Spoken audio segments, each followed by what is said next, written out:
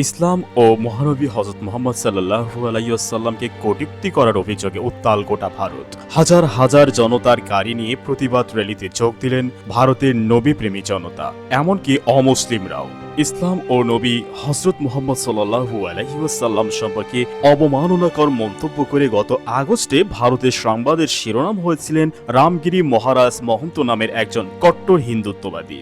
তিনি এর আগেও নানা রকম উগ্র মতবাদ এবং নানা রকম উস্কানিমূলক বক্তব্য প্রদান করার জন্য কুখ্যাত।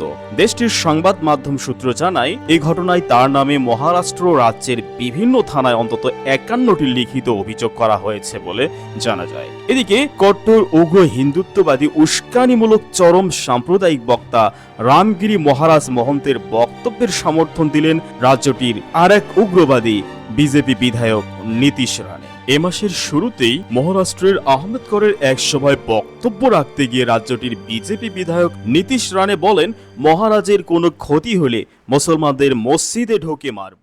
এরাই নাকি অসাম্প্রদায়িক ধর্মনিরপেক্ষ ভারত করবে, যারা বরাবরই উগ্রবাদী এবং অধর্মনিরপেক্ষ ভারত গড়ার প্রত্যয় ব্যক্ত করে আসছে। এই হলো ক্ষমতাসীন ভারতীয় জনতা পার্টি বা বিজেপির আসল চরিত্র। বিধায়ক নীতিশ রানের এই মন্তব্যের প্রতিবাদ এবং তাদের গ্রেপ্তারের দাবিতে গতকাল সোমবার মহারাষ্ট্রের ছত্রপতি সম্ভাজিনগড় থেকে মুম্বাইয়ের উদ্দেশ্যে চলো মুম্বাই তেরেঙ্গা র্যালি কর্মসূচি পালন করে রাজনৈতিক দল অল ইন্ডিয়া মজলিসি ইত্তেহাদুল মুসলিমিন AIMIM। কর্মসূচিতে নেতৃত্ব দেন AIMI এর নেতা এবং সাবেক সংসদ সদস্য ইমতিয়াজ জলিল।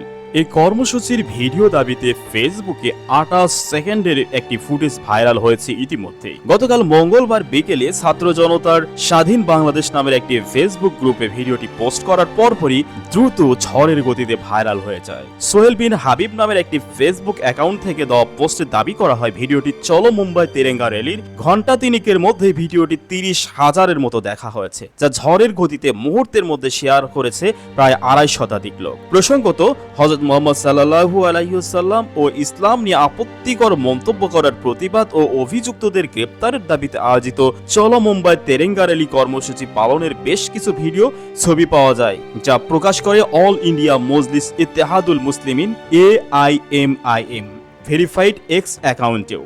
ভারতীয় সংবাদ মাধ্যম টাইমস অফ ইন্ডিয়া আজ মঙ্গলবার প্রকাশিত এক প্রতিবেদন থেকে জানায়, প্রায় 2000 গাড়ির অংশগ্রহণে আয়োজিত এই র্যালি সোমবার সন্ধ্যার মুম্বাই শহরের অন্যতম প্রবেশদ্বার মুলুন্দ টোল প্লাজায় পৌঁছায়। সে সময় র্যালিটি মুম্বাই শহরে প্রবেশ করতে চাইলে টোল প্লাজাতে তাদেরকে আটকে দেওয়া হয়।